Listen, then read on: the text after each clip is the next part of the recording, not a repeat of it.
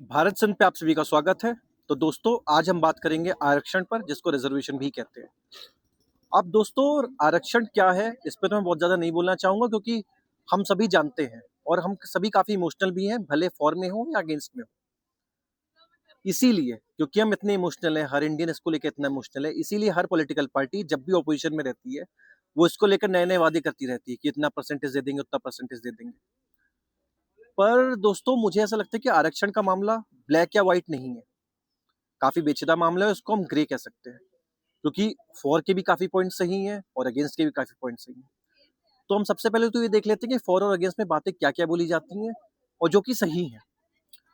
अब दोस्तों वो सेक्शन जो रिजर्वेशन के सपोर्ट में है वो ये कहता है, क्योंकि दिया जाने वाला रिजर्वेशन का जो प्रोपोर्शन है which is around 50% at centre level अभी के लिए, वो जनसंख्या के अनुपात में कम है इन कंपैरिजन टू जितनी रिजर्व कैटेगरीज की पॉपुलेशन है कास्ट वाइज। और क्योंकि उन पे सदियों से अत्याचार होता रहा है इस वजह से वो दिया जा रहा है। अब दोस्तों बात तो ये गलत नहीं है कि कहीं ना कहीं काफी हद तक ये बातें सही भी हैं। और दूसरा ये भी पॉइंट बोला जाता है क्योंकि आज भी समाज का बेसिस कास्ट है, इस वजह से इसको खत्म नहीं किया जा सकता। अब दोस्तों बात तो ये भी सही है, क्यों? क्योंकि आज भी अगर आप घूमते हैं सोसाइटी में तो एक ही मेरा पर्सनल एक्सपीरियंस भी रहा है, in spite of being a so called upper caste. वैसे तो मैं किसी को अपर कास्ट लोअर कास्ट मानता नहीं, क्योंकि जो मेरा हिंदुइज्म है वो सभी को इक्वल मानता है, अपने हर एक एडेरेंट को। बट समाज की रियलिटी ये है, जैसे ही आप अगर अपना नाम बताते हो तो कहीं ना कहीं अगला सवाल, कई लोग, ऐसा मैं नहीं कहूंगा कि सभी लोग, लेकिन कई लोग आज भी तुरंत आपसे आपका पूरा नाम पूछते हैं। और पूरा नाम पूछने का उनका एक ही मकसद रहता है, वो आपका सरनेम जानना चाहता है, जिसके बेसिस वो आपकी कास्ट जज करके आपको जज कर रहे होते हैं।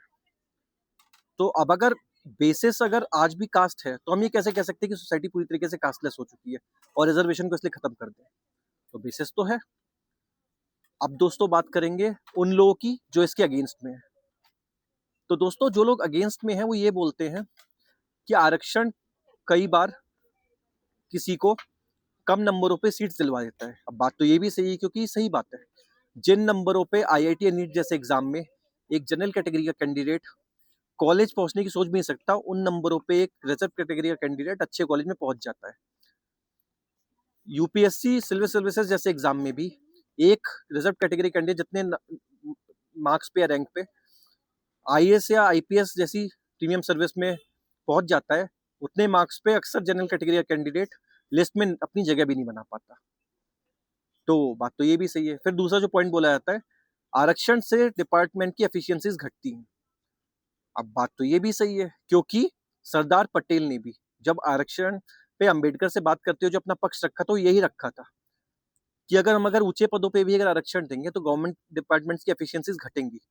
अच्छा ये बात आज के डेट में भले राहुल गांधी कितना ही बोल लें कि ऐसा दे देंगे, इतना दे देंगे, उतना दे देंगे, लेकिन कांग्रेस ने कभी भी रिजर्वेशन बढ़ाने का नहीं सोचा, क्योंकि सबसे ज्यादा समय पर सेंट्रल लेवल पे राज किया, तो उनको पता है कि आरक्षण से डिपार्टमेंट की एफिशिएंसीज घटती हैं। अब बात तो ये भी सही है। तो दोस्तों चाहे फॉर हो चाहे अगेंस्ट हो, दोनों के पॉइंट्स अपनी अपनी जगह सही हैं। अब दोस्तों मैं अपना टेक रखना चाहूंगा रिजर्वेशन पे। तो हमें सबसे पहले समझना ये पड़ेगा कि आज भी हमारी सोसाइटी का स्ट्रक्चर कैसा है। Is it completely economic basis? बिल्कुल नहीं। आज भी हम कास्ट वाइज ऑपरेट करते हैं। तो अगर सोसाइटी का स्ट्रक्चर अगर जन्म आधारित कास्ट सिस्टम है तो मुझे ऐसा लगता है रिजर्वेशन का बेसिस भी जन्म आधारित कास्ट सिस्टम ही हो सकता है, क्योंकि डिस्क्रिमिनेशन का बेसिस कास्ट है आज भी।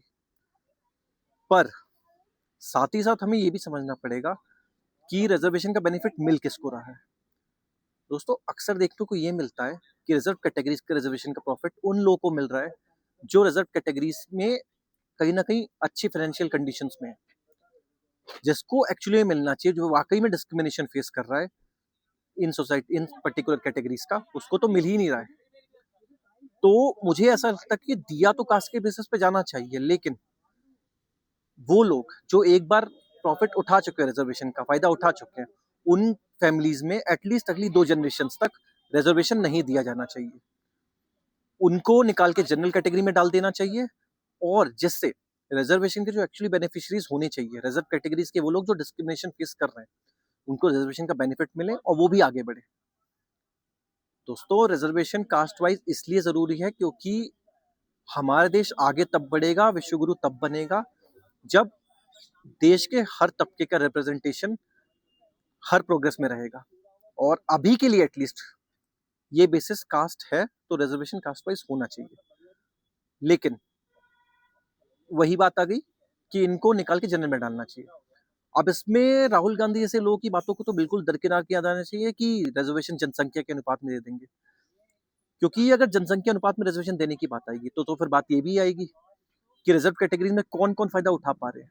क्या ओबीसी में हर तबका बराबर का फायदा उठा पा रहा है या कुछ प्रीमियम जातियां ज्यादा फायदा उठा पा रही है? क्या एससी एससीज में हर तबका बराबर फायदा उठा पा रहा है या कुछ प्रीमियम जातियां ज्यादा फायदा उठा पा रही है?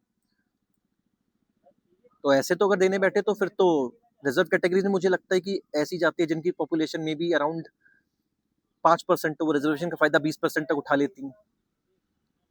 तो रिजर्वेशन का बेसिस जनसंख्या नहीं हो सकता या उसका अनुपात नहीं हो सकता, क्योंकि एक जो रिजर्वेशन नॉन रिजर्व कैटेगरीज में भी जो लोग हैं उनको भी फ्री में नहीं दिया जा रहा है, वो मार्क्स लाते तब उनको सीट दी जाती है। तो जनसंख्या में अनुपात देने का तो सीधा मतलब होगा कि हम सही में मेरिट को मार देंगे और वो फिर सही में देश से विश्वास उठाने वाली बात हो जाएगी। तो दिया जाए लेकिन बैलेंस में दिया जाए, और जो लोग एक बार फायदा उठा चुके हैं उनको जनरल कैटेगरी में डाला जाए।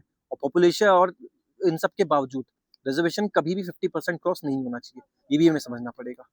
तब जाके हम हर पर्टिकुलर तबके का कॉन्फिडेंस भी ले पाएंगे, जिससे देश में हर तबके का एक योगदान रहेगा, और जो ऑलरेडी फायदा उठा चुके हैं उनको निकाल देंगे। तो इससे एक व्यक्ति जो अनरिजर्व कैटेगरी से आता है उसको भी लगेगा कि नहीं यार, रिजर्वेशन सही व्यक्ति को क्योंकि मिल रहा है, तो इसलिए थोड़ा कंटिन्यू रहना चाहिए। ऐसे हमें कुछ रिफॉर्म्स करने की जरूरत है। दोस्तों, ऐसी और इन्फॉर्मेटिव वीडियोस के लिए जुड़िए हमारे चैनल भारत सेंस से। We are available on YouTube and Instagram.